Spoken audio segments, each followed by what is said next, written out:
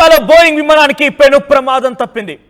Take off అయినటువంటి కాసేపటికే engine లో సాంకేతిక లోపంతో పైలట్లు అప్రమత్తమయ్యారు. ఏటీసీకి మేడే కాల్ ఎప్పుడు చెప్తూ ఉంటారంటే కనీసం ఎమర్జెన్సీ వచ్చిందనేటువంటి ఆ మెసేజ్ ని పూర్తిగా పాస్ చేయలేము.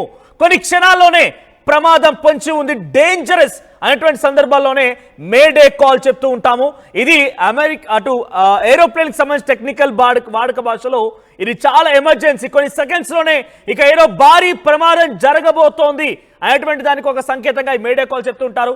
అహ్మదాబాద్ విమాన ప్రమాదానికి సంబంధించిన అంశంలో కూడా చివరిగా ఆ కాక్పిట్ లో రికార్డ్ అయిన వాయిస్ ఏంటి? May Day call. మేడే అనేటువంటి ఈ పదమే ఎమర్జెన్సీని తలపించే పదము. అయితే మేడే కాల్ ని ఏటీసీకి ఆ సమాచారం అందించారు.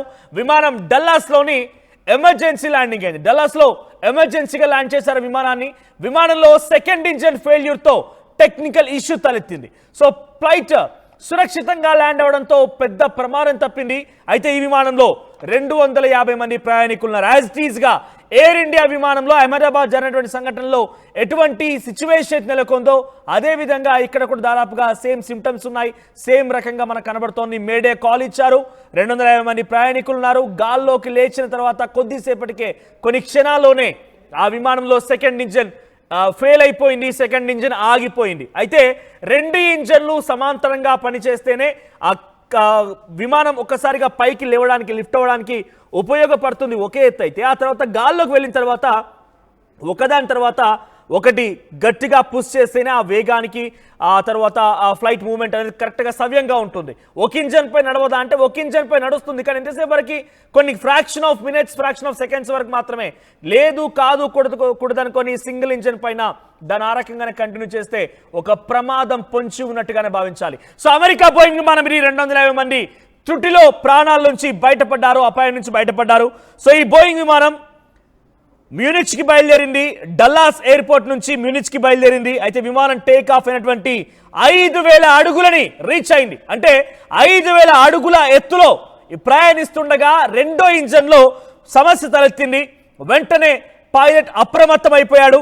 అత్యవసర పరిస్థితిని ప్రకటించాడంటే మేడే కాల్ ని ఎయిర్ ట్రాఫిక్ కంట్రోల్ కి సమాచారం అందించారు. ఎయిర్ ట్రాఫిక్ కంట్రోల్ కి మేడే కాల్ ఇచ్చారు. అనంతరం ఏటీసీ సూచనల మేరకి సలహాలకు ఇన్స్ట్రుమెంట్ ల్యాండింగ్ ని సిస్టమ్ ద్వారా విమానం డల్లాస్ ఎయిర్పోర్ట్ లో సురక్షితంగా ల్యాండ్ చేశారంటే డల్లాస్ ఎయిర్పోర్ట్ నుంచే స్టార్ట్ అయింది. 5000 అడుగుల ఎత్తును చేరుకుంది.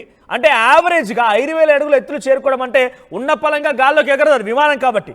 సో కొంత ముందుకు పుష్ చేస్తూ అలా స్ట్రైట్ గా వెళ్తూ అది ఒక సర్టెన్ హైట్ రీచ్ అవుతూ ఉంటుంది. అంటే యావరేజ్ గా ఈ విమానం ఒక 4-5 కిలోమీటర్ వెళ్ళి ఉంటుంది డల్లాస్ విమానం నుంచి, విమాన ఆశ్రయం నుంచి.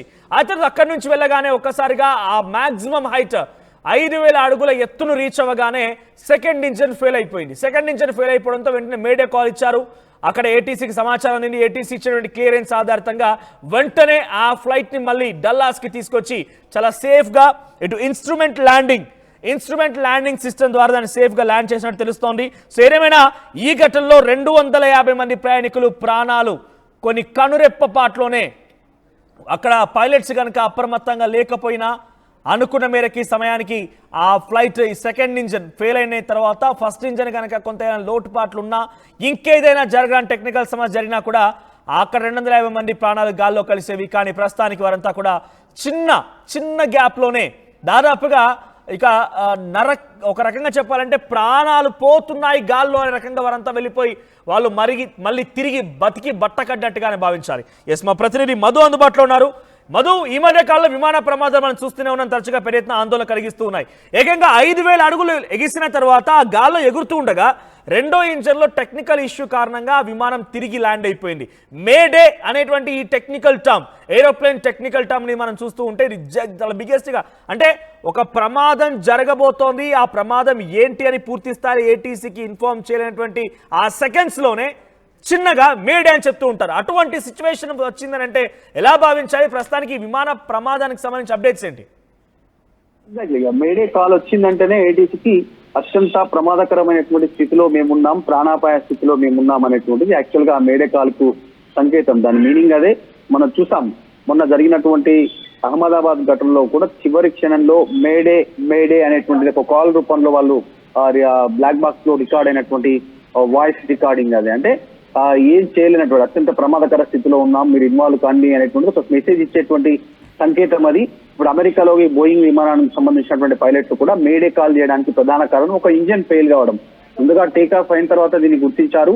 యాక్చువల్ గా 2 ఇంజన్లు ఉంటాయి విమానాలలో, సాధారణంగా ఎక్కువ శాతం విమానాలలో 2 ఇంజన్లు. ఎందుకంటే ప్రధానంగా ఎక్కువ ఫోర్స్ఫుల్ గా విమానం టేక్ ఆఫ్ అవ్వడానికి, తర్వాత ల్యాండ్ అవ్వడానికి, గాల్లో ఉన్నప్పుడు తక్కువ ఫ్యూయల్ ని ఉపయోగించి ఎక్కువ దూరం ప్రయాణించడానికి.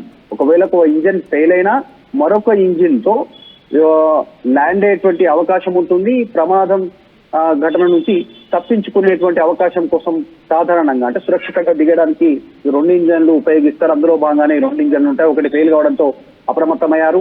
ఒకవేళ అదే కంటిన్యూషన్ లోకి వస్తుంది, ఆల్రెడీ పైన చాలా దూరంలో గాల్లో ఉంటే మాత్రం ఆ ఒక్క ఇంజన్ తో కూడా సురక్షితంగా ల్యాండ్ అయ్యేటువంటి అవకాశం ఉంటుంది. కాకపోతే ఆ ఇంజన్ లో కూడా ఏదైనా సాంకేతిక సమస్య వస్తే, ఆల్రెడీ ఒక ఇంజన్ లో సాంకేతిక సమస్య గుర్తించారు పైలట్స్ కాబట్టి, ఇంకొకటి సాంకేతిక సమస్యను గుర్తిస్తే ఈ 250 మంది ప్రాణాలు ప్రమాదంలో పడేటువంటి అవకాశం ఉంటుంది. కాబట్టి వెంటనే టేకాఫ్ అయినటువంటి కొద్దిసేపటికే ఈ సాంకేతిక సమస్యను గుర్తించారు.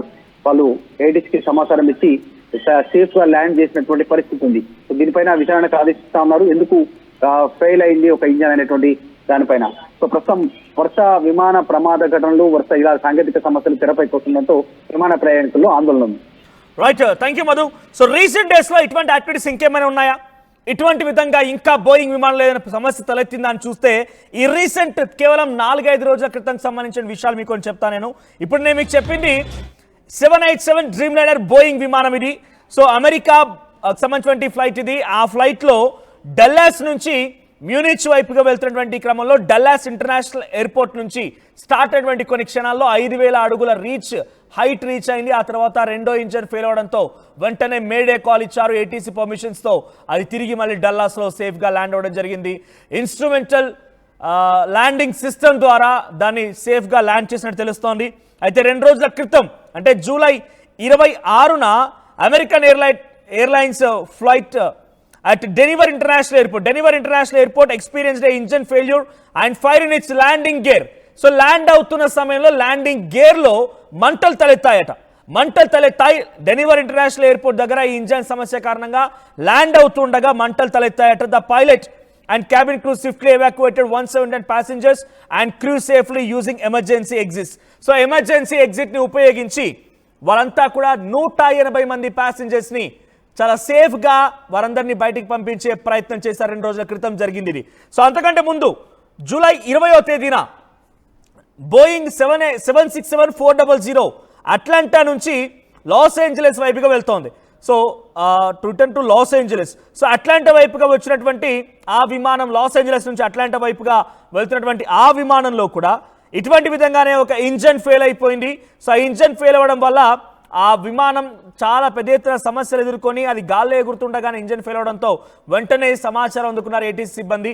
సో ఏటీసీ పర్మిషన్స్తో తిరిగి మళ్ళీ దాన్ని లాస్ ఏంజలస్ ఇంటర్నేషనల్ ఎయిర్పోర్ట్లోనే ల్యాండ్ చేయడం జరిగింది. ఇవన్నీ కూడా నేను చెప్తోంది ఈ వారం రోజుల సంఘటనలే. జూలై 20వ తేదీన 767-400 అట్లాంటాకు వెళ్తున్నటువంటి ఆ విమాన ప్రమాదంలోకి ఇంజన్ ఫెయిల్ అయిపోయి తిరిగి లాస్ ఏంజలస్లో ల్యాండ్ అయిపోయింది. గాల్లో ఎగురుతూ ఉండగా ఈ ఘటన చోటు చేసుకుని సుమారుగా అప్పుడు కూడా 248 మంది ప్రయాణికులు అందులో ప్రయాణిస్తూ ఉన్నారు.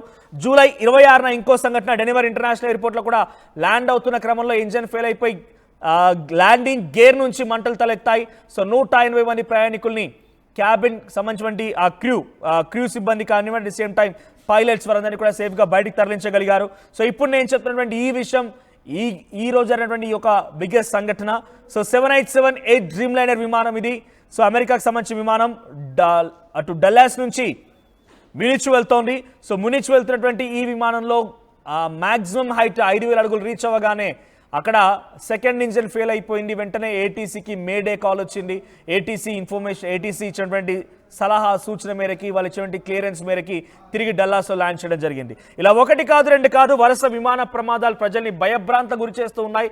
అది ఒక రకంగా చెప్పాలంటే ఎక్కడ ఏ దేశం అనేది కాదు, విమాన ప్రమాదాలు తరచుగా అన్ని దేశాల్లో జరుగుతాయి. మరి ముఖ్యంగా ఇండియాలో అయితే ప్రజలంతా భయపడిపోతున్నారు. విమాన ప్రమాదాలు అంటేనే, అసలు విమాన ప్రయాణాలు అంటేనే, విమాన ప్రయాణాల కంటే ప్రమాదాలు అనేదే చాలా తరచుగా వినపడుతున్నటువంటి చర్చ.